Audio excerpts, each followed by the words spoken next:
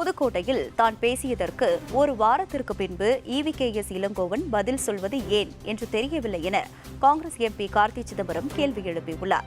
சிவகங்கையில் செய்தியாளர்களை சந்தித்த அவர், இளங்கோவன் மூத்த தலைவர் என்றும் அவரைத்தான் விமர்சனம் செய்ய விரும்பவில்லை என்றும் கூறினார். எதிர்ப்பே கிடையாது.